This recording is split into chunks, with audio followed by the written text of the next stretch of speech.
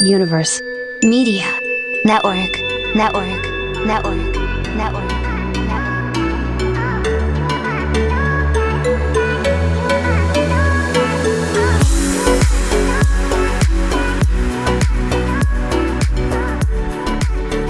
Hello and welcome to the United States Women in Real Estate Investing podcast. My name is Janae Ortiz, founder of REI Social and host of this wonderful podcast, where I get to interview great women who are doing fantastic things in real estate, like my next guest, Gabrielle Simmons. Hi, Gabrielle. Thanks for joining us. Hi, thank you so much for having me. I'm excited to be here. Absolutely. Happy to have you here. So when we were just getting to know each other a little bit, you let me know that you were actually going to be traveling in a very unique kind of way from where you are to your next destination. Tell us a little bit more about this trucking company that you have and how you got started there. Yeah, actually, that is what began my journey into real estate too. So I am in the process currently of buying a couple semi trucks with some business partners of mine as well. And so I'm leaving my home here in Colorado Springs, to go on the road and drive. I do have a CDL and enjoy driving. I did that for a couple years.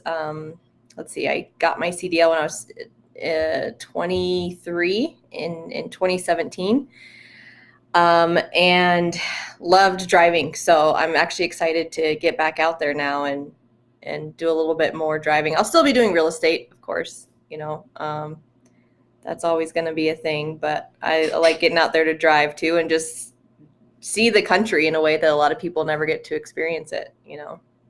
Yeah, that's really so. From Colorado Springs to where are you traveling? We'll probably be picking up our trucks in Texas, and then it's just a matter of getting loads. So I have contacts with some brokers that I can contact directly and say, hey, find me a load out of Texas going to Pennsylvania, let's say, and they'll find me that. Or there's also like a public board that I can look at and just book the loads on there based on what's available.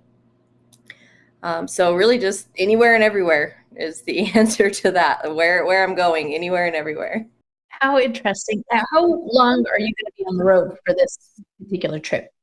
It's hard to say. So we're in the process of building a large fleet so that we can get government contracts. My business partners are disabled veterans. And because we have a disabled veteran-owned company, we can go after set aside government contracts.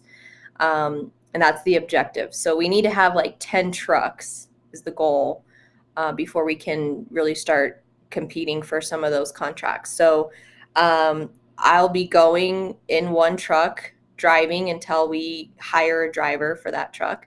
Then we'll buy another truck. I'll drive that one until we get a driver, and so on and so forth, until we have our full fleet ready. So I'm thinking I'll commit roughly 6 months to the process of being on the road and kind of back and forth.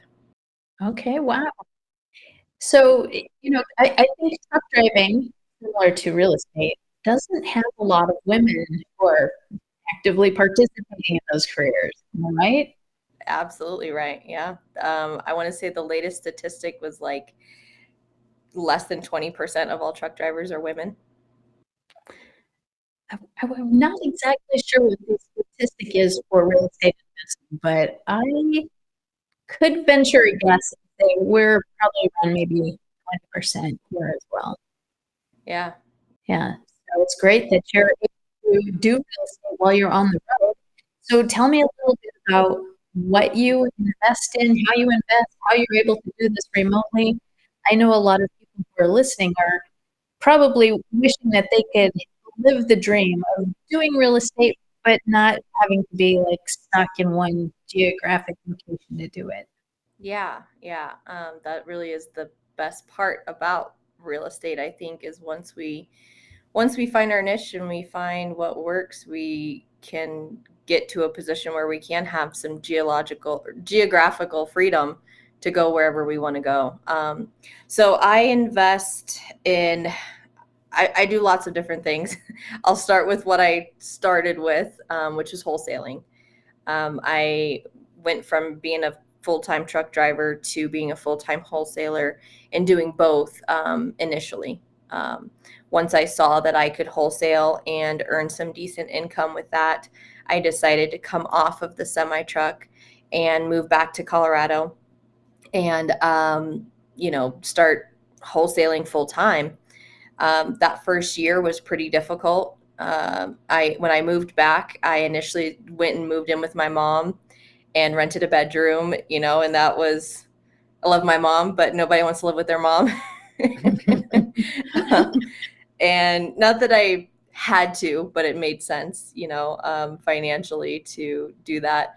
And I was able to quickly learn a lot about wholesaling and close several deals. In my first year, I closed over 15 deals.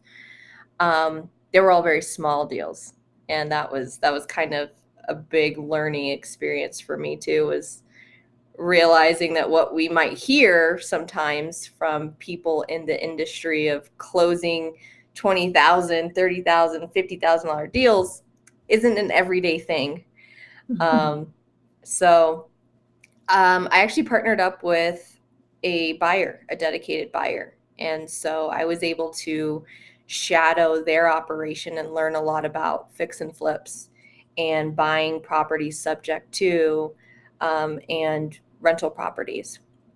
So my second year, I got into coaching. I started a team where I would bring people in.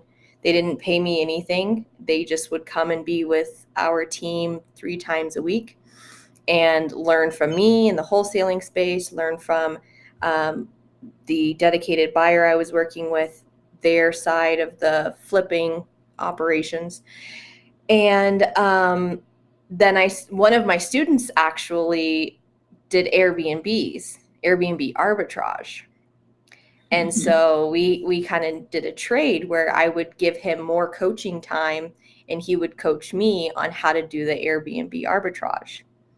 So I started doing that. And within a few months, I had several properties here around Colorado Springs doing Airbnb and midterm rentals. I quickly kind of pivoted one of my properties that wasn't performing well as a short-term rental into midterm rental. Okay, tell us a little bit more about what a midterm rental is. I'm sure there's people who don't know what that is. I'm glad you said that because I was going to ask if I should get into that more. Midterm rental typically just means a property that's rented on a month-to-month basis instead of a short-term being 28 days or less. Midterm is going to be more than that. It might be a 3-month or a 6-month agreement, but it's typically a month-to-month agreement, and oftentimes a fully furnished property, just like in the short-term rental arena. So actually that I found to be the best investment strategy in my area. Okay.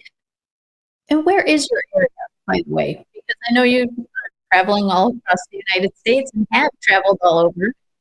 So where do you choose to invest? My backyard, Colorado Springs, Colorado. I have done some deals in other states as well, just wholesale deals so far. Although that's not true. I bought a house in Texas. I bought that one subject to and lost a lot of money. But I do intend to buy more properties in all states, really.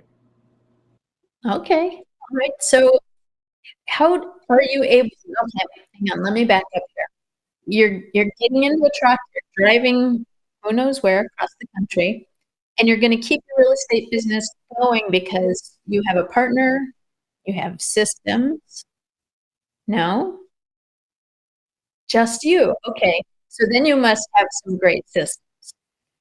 Yeah, and I don't do any like marketing anymore. So because of the platform I've built in my social media, I get deals sent to me through Facebook and Instagram. So I don't really need a team anymore. But I'm also not looking to do a high scale of wholesale transactions or acquiring a lot more properties right now. I'm really taking things slower in the real estate space. So I get a few referrals for deals every month organically through social media. But when I was, operating at a higher level, I did have a marketing team, a VA manager guy, several VAs, that were texting, cold calling, handling marketing, all of that. Okay. So tell me about the social media stuff that you're doing. I just since I was started trucking, I just share a lot of personal and business stuff to my uh, Facebook and Instagram, and it's really worked. I was one of those people that was like, I hate social media, and did not want that to be an important part of my business. But then I kind of just embraced it and was like, well, let me give it a shot. Let me put some content out there. Let me post things about my personal life and my nieces and little sister that I adore. And I don't have kids, so they're the closest thing for me. Let me post things about my personal life and my business and what I do and how I help people. And that has really just created an incredible opportunity to have people reach out to me with leads. Okay. Motivated sellers or other wholesaler investors? Uh, Definitely a lot of wholesalers, although most of those are not great deals that I'm then like, okay, guys, let's sit down, let's have a little coaching session real quick. Right. You're not alone in Yeah, and I get it too because I've been there. But mostly motivated sellers or people who are close to the motivated sellers. It that. might Okay. be their sister or cousin who's my friend and then says, hey, you should get in touch with my aunt because she could really use your help, that kind of thing.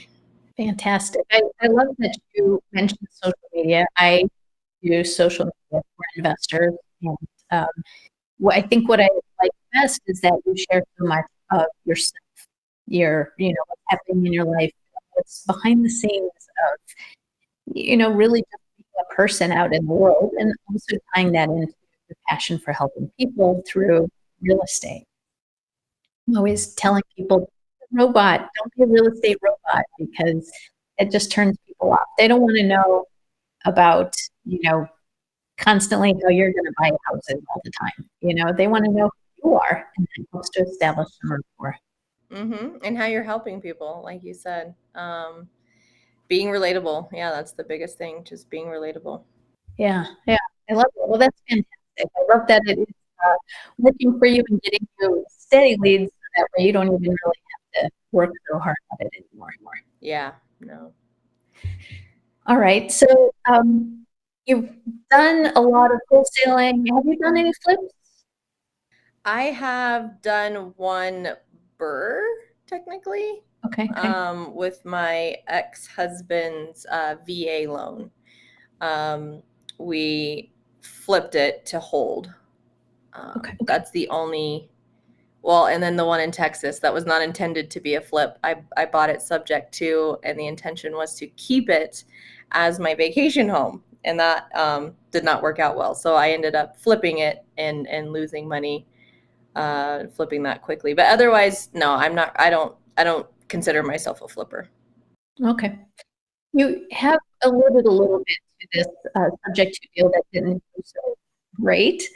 What would you say would be one of what you could consider one of your biggest failures? Um, Definitely that. Mm, that deal because to make a long story short, I didn't do enough due diligence as the buyer. being out of state and being in a very small timeline to put it all together, I didn't go and get additional bids for the foundation work that I should have. And so what I thought was going to be a very small problem with the foundation ended up being over 50, 60 grand in work, and way above my budget. Ouch. I do use private money lenders and use a private money lender to acquire that property. And that was even outside of his budget at this point, because we were working on some other projects too. And, it was just, we couldn't make it work. So that definitely was a big failure, I would say, on my part. Aside from that, though, buying a property and doing what we all know that we're not supposed to do. Oh, I wonder if you can guess what that is. Gosh, there's so many things that we're really not supposed to do. The big thing we all know is they always say, don't rent to family. Oh, yes. Yeah, that was actually financially probably the biggest failure in purchasing a property and renting to family and helping take care of things at a much higher level than I should have. And avoiding the awkward conversations, because of course those are hard with people that you're close to. I mean, they're hard, but when you've got a relationship that you're really struggling to maintain that balance. Absolutely. Yeah. And so I had to have that tough conversation not too long ago. Actually, it was recently after a long time. So another lesson learned for sure. Okay. So what lessons did you learn? I mean, we know don't rent to family, right? But then with the other deal, just more due diligence? Yeah, definitely more due diligence. And I think because I was looking at it like it's going to be my home, and the idea was to rent it as a Airbnb when I wasn't there, because I love being in Colorado during spring and summer when the weather's great. Fall and winter, not my favorite. So the idea was to go down there to be in San Antonio during those months. And so I think because I was looking at it from a standpoint of this is home, it doesn't need to be perfect. I'm not trying to flip it. I wasn't analyzing everything the way that I would if I was looking at it from a flip standpoint. Is this profitable on the back end? Yeah, definitely something I should have been doing, is looking at the numbers differently. Okay. Now, how did you learn all of this? What was your... So started with Google. Okay.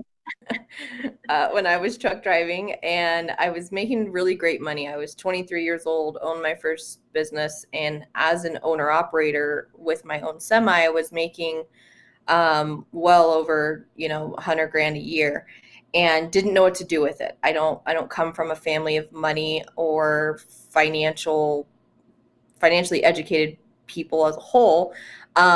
So I had no idea what to do with all of this money. I was taking trips to Dubai and flying my friends to Cuba and just blowing it. So I Googled, how to invest money in real estate, because that's just something I've heard. I think we all have heard that the wealthy invest in real estate. Also on the infomercials at night, you hear that a lot. Yeah. I came across Chris Crone, who is an investor based out of Provo, Utah. And his thing at the time was just rental properties, acquiring rental properties. And so I bought into his program. I paid a lot of money to become a platinum partner with his program and get access to his events and a vault that contained a bunch of recorded teachings and lots of great information. Still not exactly what I was looking for, though. because that didn't help me like get my foot in the door. To buy rental properties the way that it's taught there, you still need large lump sums of money to do so, which I didn't quite have that much, lump sums of money to buy rental properties. Nor did I have the ability to qualify at the time because I just started a new business. And, qualifying for a bank loan, you need at least 2 years in the same thing. So, Right. then that's how I discovered wholesaling, kind of going back to YouTube University where I was watching Chris Crone's videos. I started seeing things about wholesaling, and really through YouTube University and Bigger Pockets and these big platforms and websites and amazing podcasts like this one right here, I learned for the most part what wholesaling was and how to do it. And then I learned how to buy properties subject to. I learned how to buy properties using seller financing. I bought several that way, and the Airbnb arbitrage just from people in my network that I offered my time to in some form or fashion, and they taught me, the game, if you will, quickly. So I didn't have to go back to buying into courses and mentorship to learn those things. Yeah, I love that you said, you built a strong network, because that is so powerful and it's so important for investors, because I think a lot of investors feel like they have to do it all on their own. They're afraid to partner with their competitors, and so they end up just spread so thin and trying to do everything, and they are unable to kind of get where they need to get.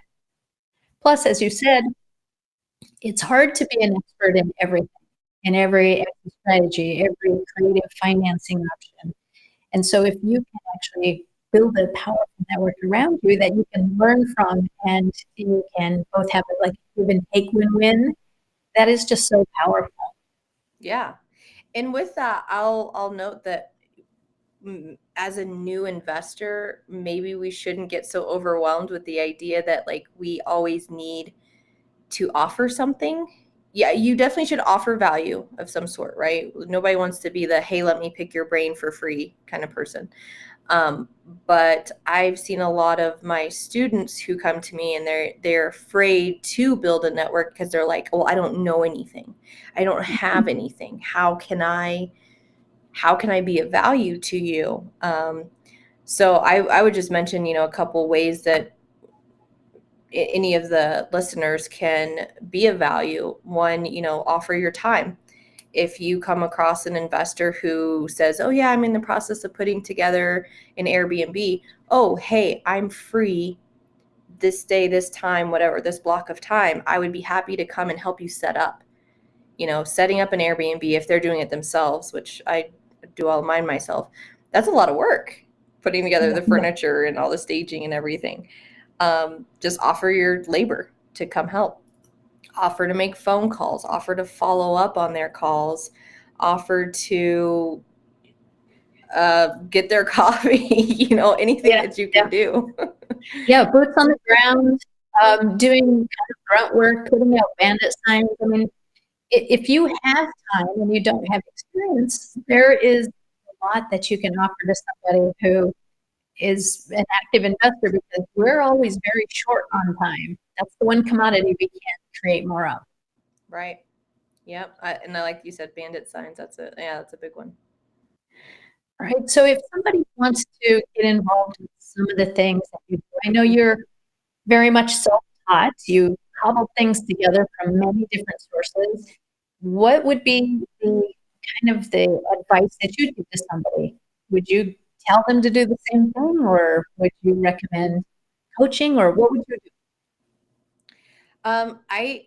I feel like there weren't as many resources when I was getting started in the wholesaling space that there are available now. So even, not just talking about my courses and my coaching, there are lots of opportunities. There are lots of people who are coaching. I do think that wholesaling is one of the best entry points to becoming a real estate investor. Even if you don't stick with that route, I think pursuing the knowledge that you can get from wholesaling is very, very valuable, no matter what, strategy you choose to focus on. Yeah, 100%. Yeah, so I do recommend coaching. I recommend not doing it on your own, especially wholesaling, because you can get yourself in some trouble. You can screw people over too, and that's something that none of us want to do. But I recommend getting a coach, and you don't need to pay 10 grand to get one these days. There are coaches that you can get in touch with, and maybe you only talk for 1 hour a week. But if you dive in and you write your questions down and you're very intentional, you can learn a lot, during that time, and not have to fork out a whole bunch of cash to do so. That's what I recommend for sure. Okay. All right, that's good.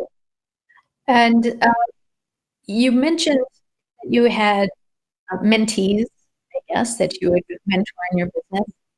Are you still doing that? Is that still part of your business practices? Yeah, so I no longer take on what I call exclusive mentees. So that's like a much more in-depth program, higher cost. I'm not currently accepting any exclusive mentees, but I do have my online courses that are, pre-recorded courses that can be watched, and then with that comes um, a 1 hour one-on-one session with me, and then access to my calendar to book, periodic short phone calls. That's the extent of my coaching opportunities that are out there and available right now. Okay, so you yourself are a coach. Yeah. I've always done coaching, and Okay.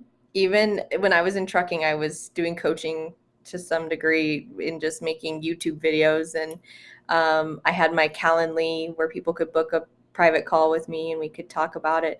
Um, I'm not a guru by any means. I don't claim to know things that I don't know. So in my coaching, I'm always just very transparent about, like, this is what I have done. This is what I have not done. This is what I know. And you take this and go and make it bigger and better. I do have about 4 years experience in the business as a whole, and I've learned way more than I think a lot of people do, because of how much I've built my network and mentored under other people who have been doing this as long as I've been alive. So I've learned a lot in a short period of time, but really my coaching is just to give guidance more so than, like, it's not the ticket to make you financially free. You got to do the work to get there. Absolutely. I mean, anybody who gets into real estate thinking they're going to be rich overnight is fooling themselves, and they're going to be really disappointed. Mm-hmm. Yeah. So tell me where people would go in order to get started with you or find out more about your coaching program. My website, Gabrielle-Simmons.com. Also, if Instagram is easier, my handle on Instagram is InvestorLadyG. And I do have all of my links on there as well. I do have a mini course on Udemy. I think I'm saying that right. Yeah, I've heard it Udemy or Udemy. I'm not sure which is right. Yeah. I do have a mini course on there that's about wholesaling. Really, more so than anything, though, I encourage anybody who's especially looking to get into the business, or is already in real estate investing and wants to learn more, definitely take a look at the creative finance course. Mine, somebody else's, anyone's. Educate yourself on creative financing, because that is huge, especially in today's market. Yeah, absolutely. I would agree with that. So you have a lot going on, obviously. You've got your real estate business, your trucking business. How do you stay motivated to keep up with everything? I sleep a lot. Rest is important. And I really just, I have a passion for it. I'm naturally a workaholic, I think. My mom is a workaholic. I've kind of always been in that type of environment. We don't know when to like stop. And I don't have kids. I'm single, so working, I get such a great sense of fulfillment from putting deals together and seeing businesses be profitable. So I have such a passion for that. It's hard for me not to want to do it. But I also travel a lot. I spoil myself with vacations, and um, that keeps me going when I start to feel a little burnt out. Where's your next trip? Costa Rica, Oh, nice. When is that happening? probably end of next month is what we're looking at. Okay. So take a break in your trekking schedule to go take a quick trip. Nice. Yeah, because I think we should have our trucks by the end of next week, and then I'm just gonna drive every day until I go to Costa Rica. So 3-4 weeks of driving, and then take about a week off. It sounds like you would need about a week off. All right. Tell me what your long-term plan is. Where do you see yourself in 3 or 5 years? So I just turned 29. My long-term plan that I'm coming to the end of currently, it was a 5-year plan that I started when I was 25 to be retired by the time I'm 30. So I have 1 year and it's a lot of pressure because I just kind of like redid a lot of things in my business. I got out of Airbnbs, and I'm looking to do more subject twos and midterm rentals. So it kind of feels a little stressful because I had a whole bunch, and then now I'm like pulling back to get heavy back into the market again. So I have 1 year to get to where my passive income is at least $5,000 a month. Okay. And I used to think, like a lot of people may, that we need 10, 20 grand a month to retire or to be comfortable. And it's definitely, based on the individual, but my goal originally was 10 grand. I wanted to go hard in this full time until I could earn 10 grand a month passively. Now I'm like 5 grand is really actually great, especially given my goals. So for the next 5 to 10 years, my goals are to travel. I want to travel. I will continue to be a resource for people in the real estate space with coaching. I'll continue to do some wholesaling. I'll continue to buy and hold, maybe 2 or 4 properties every year. It won't be at such a fast pace as what it has been. But I want to travel the world, and I want to go stay in places for like a month at a time and live there, be like a resident there, and probably start a YouTube channel and share that experience with the world, and do that Nice. until I get bored, I guess. And then you'll figure out the next 5-year plan. Uh-huh. Yeah. That's fabulous. Living the dream. I love it. All right. One last question for you. Since starting your business, what are you most grateful for? Oh, I'm so grateful for my time and the geographical freedom. It brings tears to my eyes often when I think about, just the freedom that being in real estate has earned me. Um, I mentioned my little sister. She's very heavily involved in sports, and she's just a crazy awesome kid. And so, like, to have the freedom for her to say, "Hey, sis, can you come pick me up from school and take me to this volleyball game?" Yep, I can do that. I can be there. There's nothing tying me to an office, or clocking into someone's job.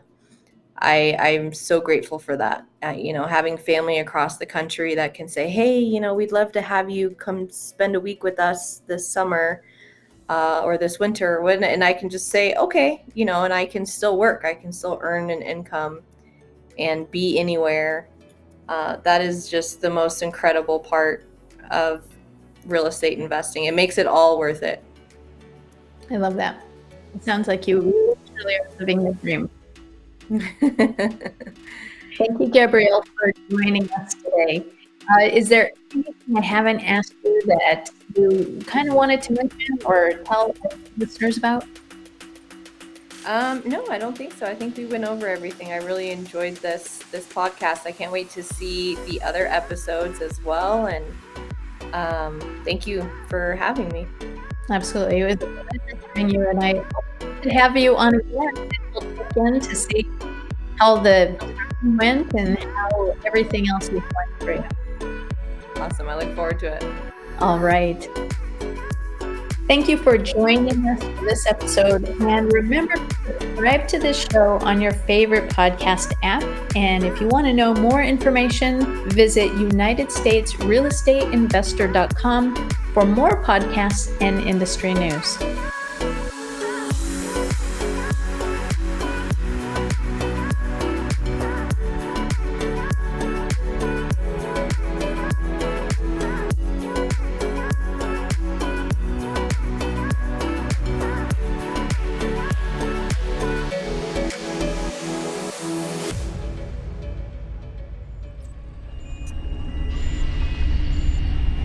Universe Media Mastering.